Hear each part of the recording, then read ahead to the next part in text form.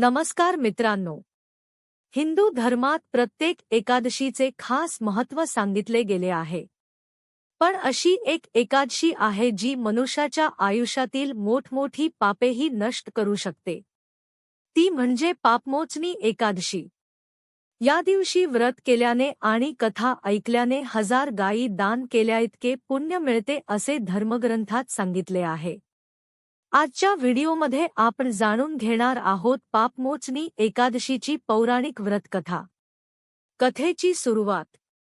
एकदा अर्जुनाने भगवान श्रीकृष्णांना विचारले, हे मधुसूदन, फाल्गुन महिन्याच्या कृष्ण पक्षातील एकादशीचे नाव काय आहे आणि त्या व्रताचे महत्त्व काय आहे? तेव्हा भगवान श्रीकृष्ण म्हणाले, हे अर्जुना, फाल्गुन महिन्यातील कृष्ण पक्षातील एकादशीला पापमोचनी एकादशी असे म्हणतात. या व्रताच्या प्रभावाने मनुष्याची सर्व पापे नष्ट होतात. भगवान श्रीकृष्ण पुढे सांगू लागले की, पूर्वी पृथ्वीवरील राजा मांधाता यांनी महर्षी लोमश यांना हाच प्रश्न विचारला होता. जंगलाची कथा. प्राचीन काळात चैत्ररथ नावाचे एक सुंदर जंगल होते. त्या जंगलात नेहमी वसंत ऋतू असायचा. सर्वत्र सुंदर फुले, सुगंधी वारा आणि आनंदाचे वातावरण असायचे. तेथे देव, गंधर्व आणि अप्सरा आनंदाने फिरत असत. त्याच जंगलात मेधावी नावाचे एक महान ऋषी तपश्चर्या करत होते. ते भगवान शिवाचे परम भक्त होते आणि कठोर तप करीत होते. मंजुघोष अप्सरेचा प्रवेश. एके दिवशी स्वर्गातील मंजुघोष नावाची अप्सरा त्या जंगलात आली. तिने त्या ऋषींना पाहिले आणि त्यांना मोहात पाडण्याचा विचार केला. ती थोड्या अंतरावर बसली आणि तिच्या वीणेवर मधुर संगीत वाजवू लागली. तिचा गोड आवाज आणि सुंदर रूप पाहून वातावरण आणखी मोहक झाले. त्याचवेळी कामदेवानेही मेधावी ऋषींची तपश्चर्या भंग करण्याचा प्रयत्न केला. ऋषी मोहात पडतात. मंजुघोषचे गाणे आणि तिचे सौंदर्य पाहून मेधावी ऋषी हळूहळू तिच्या प्रेमात पडले.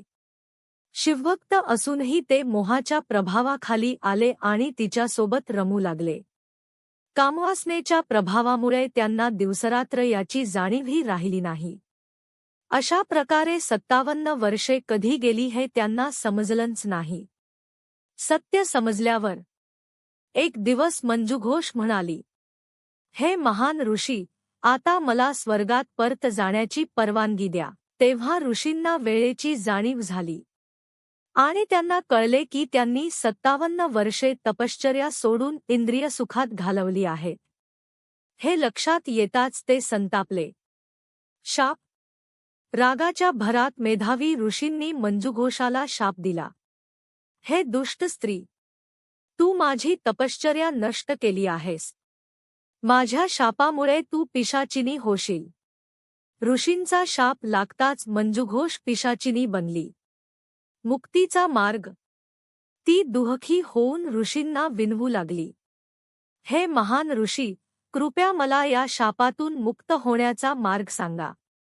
तेव्हा मेधावी ऋषींना आपल्या रागाची खंत वाटली आणि त्यांनी सांगितले, फाल्गुन महिन्यातील कृष्ण पक्षातील पापमोचनी एकादशीचे व्रत श्रद्धेने केल्यास तू या शापातून मुक्त होशील.